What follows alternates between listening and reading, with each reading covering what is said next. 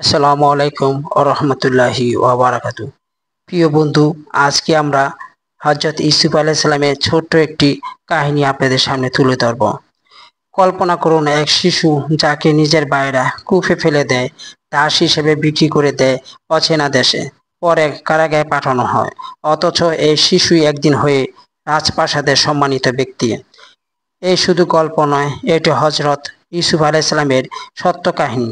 একজন নবী যিনি ছিলেন ধৈর্য, সৌন্দর্য এবং ঈমানের জীবন্ত প্রতীক।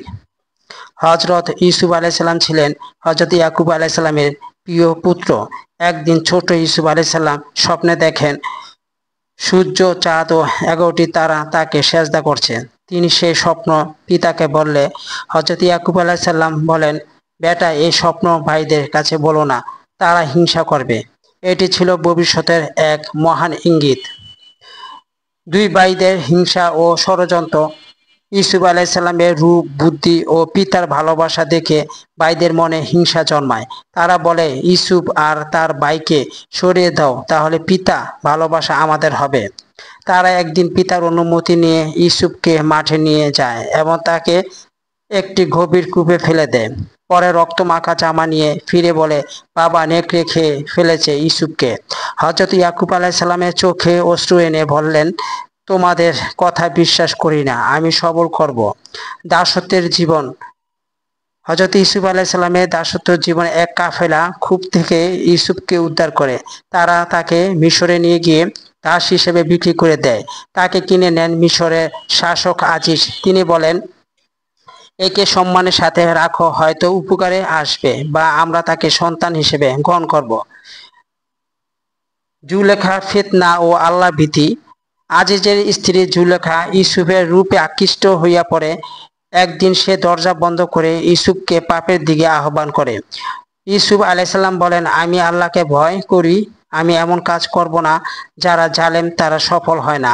তিনি পালাতে গেলে জুলেখা তার জামা পেছন থেকে ছিঁড়ে ফেলে। যখন বিচার হয়, একজন সাক্ষী বলে, যদি জামা সামনে থেকে ছেঁড়া ইউসুফ দোষী আর পেছন থেকে হলে সে নির্দোষ। সত্য প্রকাশ পায়, ইউসুফ আলাইহিস সালাম ছিলেন নির্দোষ। কারাবাস ও স্বপ্ন। তারপরও ষড়যন্ত্রে ইউসুফ আলাইহিস সালামকে জেলখানায় পাঠানো হয়। সেখানে দুই কয়েদি স্বপ্ন দেখে ইউসুফ আলাইহিস সালাম তাদের ব্যাখ্যা করেন।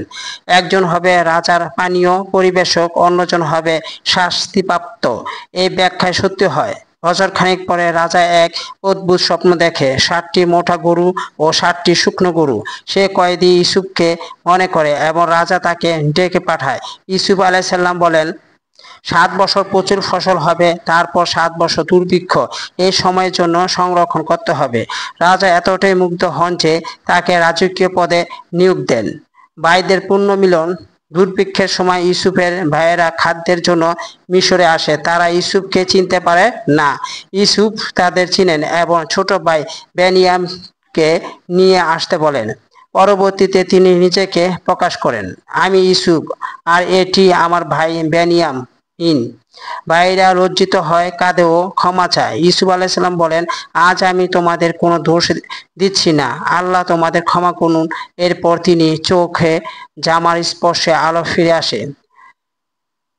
স্বপ্ন পূরণ ও কাহিনী পরিসমাপ্তি। পরিবার নিয়ে মিশরে আসেন হযরত ইয়াকুব আলাইহিস সালাম। তখনই সেই ছোটবেলার স্বপ্ন বাস্তবে রূপ নেয়। সূর্য, চাঁদ এবং 11টি তারা, অর্থাৎ মা, বাবা ও ভাইয়েরা ইউসুফ আলাইহিস সালামকে সম্মানের সাথে সেজদা করে। এভাবে একটি নবীর জীবন হয়ে ওঠে সবল, তাকওয়া ও বিজয়ের এক জীবন্ত নিদর্শন। হযরত ইউসুফ আলাইহিস সালাম এর জীবন আমাদের শেখায়, দুঃখ, বেদনা, বিশ্বাসঘাতকতা সবকিছু থাকা সত্ত্বেও আল্লাহর উপর ভরসা রাখলে তিনি এমন উচ্চতায় পৌঁছে দেন যা কল্পনা করা যায় না। আল্লাহ বলেন, যে ব্যক্তি আল্লাহকে ভয় করে ও ধৈর্য ধরে, আল্লাহ কখনো তার সওয়াব নষ্ট করেন না। সূরা ইউসুফ আয়াত 90।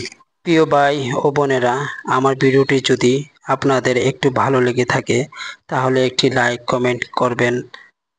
আর চ্যানেলে নতুন হয়ে থাকলে চ্যানেলটি সাবস্ক্রাইব করে উপরে থাকা বেল আইকনটি অন করে দিবেন আরও নতুন নতুন ভিডিও দেখার জন্য। ধন্যবাদ।